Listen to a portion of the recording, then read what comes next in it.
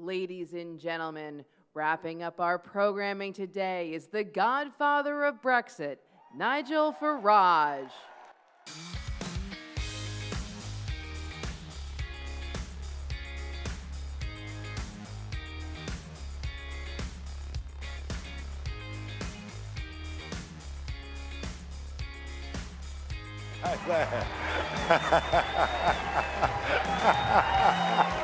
Amazing. Amazing. Thank you. Do I take it you're a pro-Brexit crowd?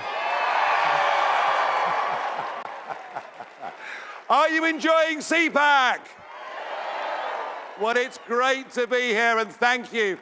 Thank you to Matt and the gang for putting on an amazing conference, as you do every single year. I think I've become the almost resident foreign speaker here at CPAC every year. And it all goes to show what a lot can happen in a space of 1 year. Because 1 year ago, I stood on this stage and I said there was an attempt by the political class, there was an attempt by big business, there was an attempt by big banks, an attempt by the globalists to overturn the Brexit result, to try and force us to vote in a second referendum, to try and bend the rules about those that could vote. And I said on this stage last year that after 26 years of fighting for our country to be free and independent, I would not stand aside. I would be damned if I was not going to get back into the battle to make sure Brexit happened.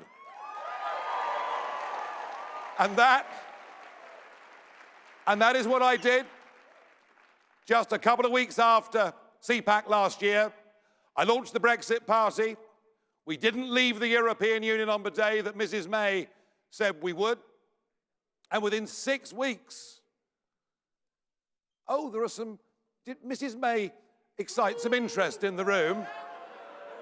I got to tell you, she has one great distinction. She is without doubt the worst Prime Minister in the history of the United Kingdom. No question. But within 6 weeks of launching that party, when the country went to vote in the European elections, we caused a complete and total earthquake. We managed not just to win, we managed to get 50% more votes than any other party. We actually, ironically, became the largest delegation in the European Parliament from any European country. And with it, the next morning, before the votes had even been counted, Mrs. May resigned as our Prime Minister. And the Conservatives got the worst result they'd got in their 200 years of existence. And since then, so much has happened. Boris has become the leader, and Boris to date has picked up every word and every phrase that I have stood and fought for nearly 30 years. It's great news. It's really great news. And it means that at long last, we have finally left the European Union, and we are a free country.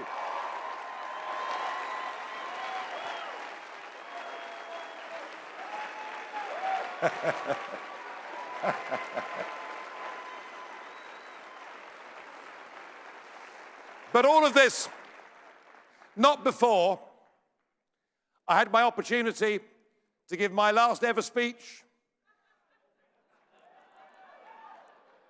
in the European Parliament. Now,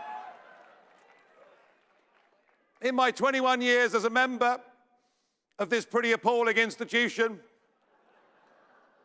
I have without doubt become the most notorious MEP in history, the most unpopular MEP within the chamber in history, the most abused MEP in history, the most fined MEP in history, and at times, all right, I'll come clean, perhaps the most outrageous MEP in history.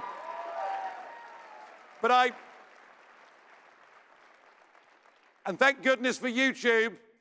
Thank goodness for YouTube putting out those speeches over the years, because the BBC wouldn't have done it of their own volition, would they? So I had my last hurrah, and I thought, well, what do we do? How do you end? 47 years of membership, 21 years of my being there. What do we do? How do we say goodbye? And I thought, well, I've got a nice little idea. Because there's nothing really to be... Now, I never thought, by the way, I never thought in the United States of America I would ever dare do what I'm about to do. Because no, it's not illegal, don't worry. Because this is a nation that quite rightly is proud of its flag, proud of its identity, and it's a wonderful thing to see whenever I come to America. Wonderful thing. But kind of what globalism is all about is, of course, destroying the nation state, taking away its symbols, taking away its identity, replacing it with this new global order. And of course, the European Union is the epicenter of all that the globalists want to do. But I never thought in America, because those with a long memory, of course, will remember 1776.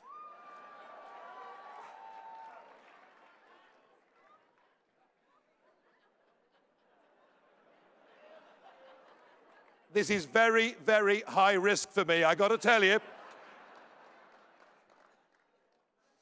But they'll remember 1776. They'll remember feeling they were a put-upon colony. They were being taxed without being represented. They were being told what they could and could not do.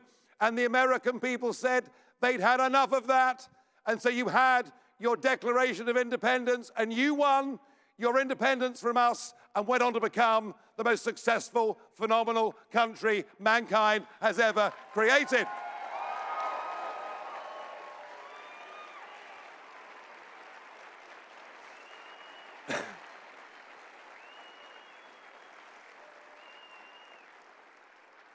But we too, as a United Kingdom, have a pretty amazing history, pretty remarkable history of who we've been and what we've represented. And I'm not ashamed of our flag. In fact, so we decided the last thing would be, at the end of my last speech, we'd wave goodbye to the European Union.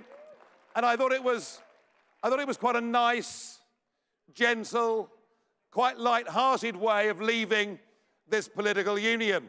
And as I was doing this, and the rest of the Brexit Party MEPs were with me, the woman in the chair who sums up humorless, leftist, globalist unpleasantness not only cut the microphone off for the first time in my 21 years there, but very unpleasantly said, "You're leaving anyway, take your flags and go." And that's what the United Kingdom did at 11 p.m. on the 31st of January 2020. We took our flag and we've left.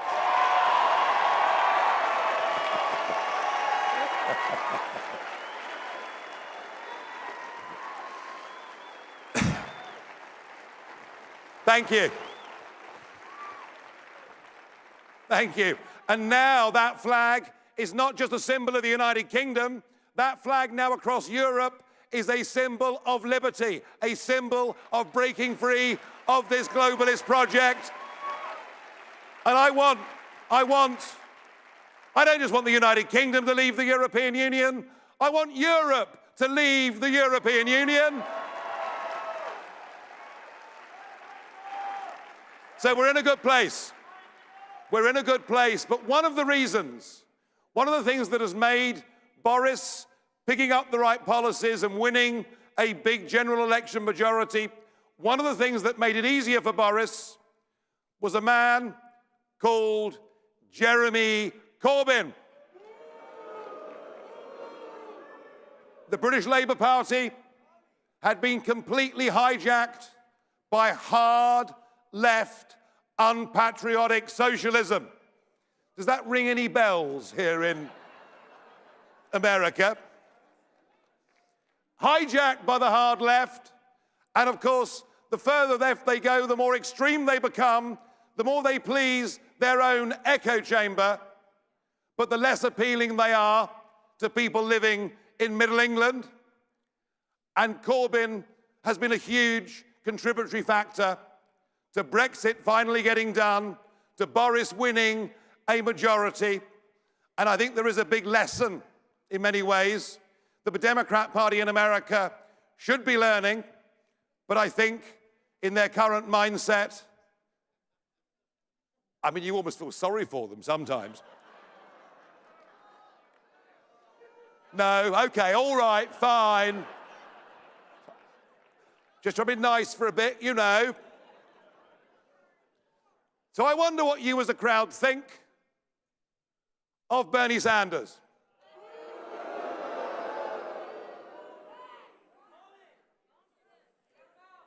So you really don't like Bernie Sanders?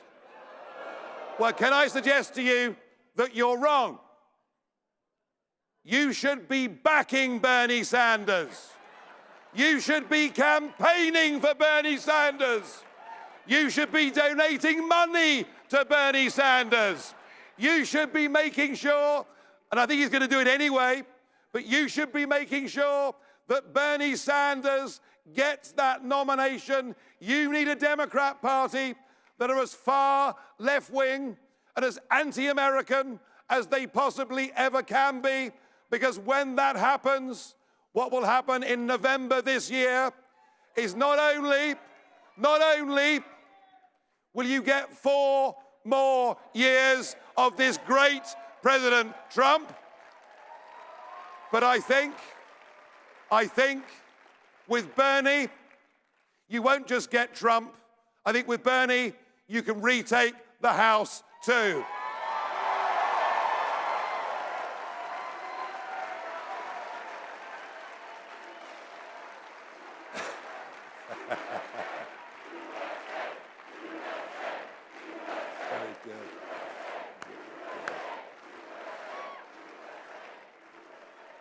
In 2016, the impossible happened and the British people voted for Brexit. A few months later, the totally unimaginable happened and Donald Trump won the presidential election. That was 2016.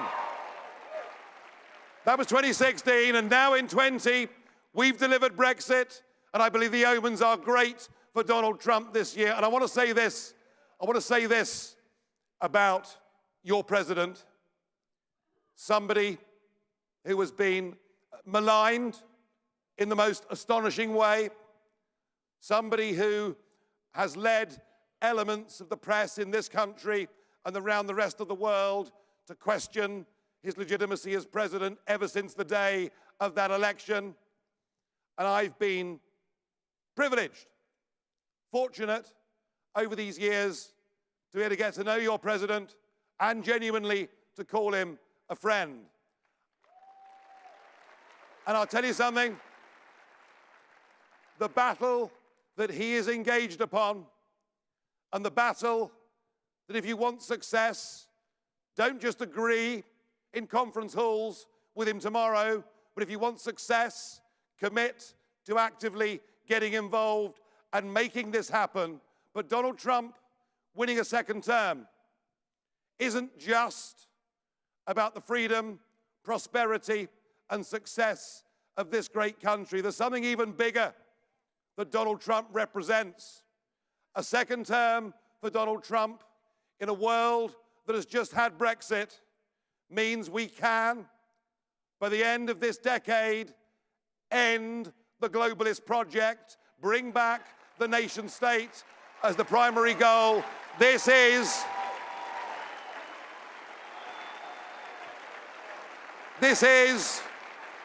We are living through a big moment in history. You are part of a big moment in history. And with 4 more years of Donald Trump, we will complete the job. Thank you, everybody. Thank you. Thank you very much. Thank you. Thank you.